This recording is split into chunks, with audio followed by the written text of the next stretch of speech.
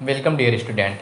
मैं Hariom Sharma the Airson academy के YouTube channel पर आप सभी दोस्तों का हार्दिक स्वागत वंदन अभिनंदन करता हूं।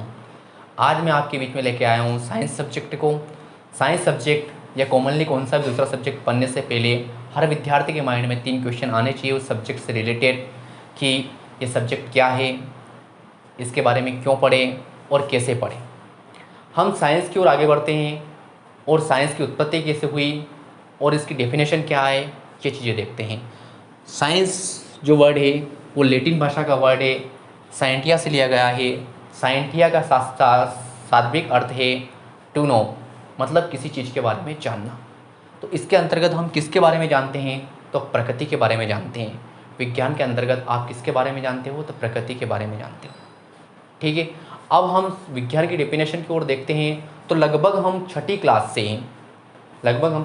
से ही विज्ञान की डेफिनेशन पढ़ रहे हैं। एनसीईआरटी में देख रहे हैं कि विज्ञान की परिभाषा क्या है। तो विज्ञान की परिभाषा है स्पेसिफिक एंड सिस्टमेटिक नॉलेज। प्रकृति के सुव्यवस्थित, क्रमबद्ध एवं विशिष्ट ज्ञान को विज्ञान कहते हैं। डियर फ्रेंड, एक बार और रिपीट कर रहा हूँ, प्रकृति के सुव्यवस्थित एवं क्रमबद्ध एवं विशिष्ट ज्ञान को विज्ञान कहा जाता है। अब आपको ये तो पता चल गया है कि विज्ञान क्या है।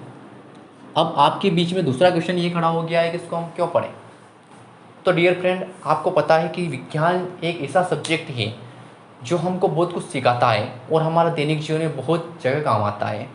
जिस प्रकार आप जिस मोबाइल से या जिस लैपटॉप सिस्टम से मेरे इस लेक्चर को देख रहे हैं, वो भी विज्ञान की ही देन है या विज्ञान से ही प्रदत्त है। जिस फैन की हवा का अनुभव आप अभी कर रहे हैं, वो भी विज्ञान का ही आविष्कार है। जिस बल्ब की रोशनी का आप अभी अनुभव कर रहे हैं, वो भी विज्ञान का ही देन। तो आपको इतना तो ज़रूर पता है कि विज्ञान हमारे लिए कितना उपयोगी सब्जेक्ट है और इसके बारे में हमको जानना चाहिए। हर विद्यार्थी के मन में इस सब्जेक्ट को जानने के प्रति जिज्ञासा, लगन और एक ललक होनी चाहिए मन में।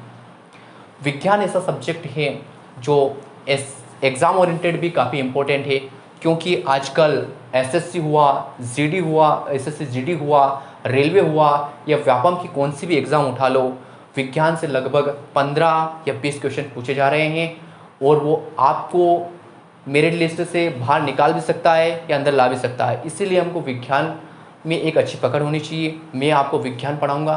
विज्ञान के बारे में हमको 2 क्वेश्चन क्लियर हो गए हैं, क्योंकि ये हमारे दैनिक जीवन में भी काम आता है और ये हमारे एग्ज़ाम ओरिएंटेड भी है। तो यहाँ से आपको 2 डेफिनेशन तो क्लियर होगी, विज्ञान क्या है, इसको क्यों पढ़ना चाहिए। अब हमारे बीच में एक और आता है हाउ, विज्ञान को कैसे पढ़ें। तो डियर स्टूडेंट, विज्ञान को क्लासिफिकेशन 3 भागों में किया गया है, बायोलॉजी, फिजिक्स और केमिस्ट्री। बायोलॉजी के अंतर्गत हम लिविंग बींग्स का अध्ययन करते हैं। इसके अंतर्गत हम प्लांट का अध्ययन करेंगे, एनिमल्स का अध्ययन करेंगे। फिजिक्स और केमिस्ट्री के अंतर्गत हम नॉन लिविंग चीज़ों का अध्ययन करते हैं। ब्रह्मांड में 2 ही चीज़ों यूनिवर्सल सत्य है, एक या तो लिविंग जो जीवित है या जो नॉन लिविंग जो अजीवित है।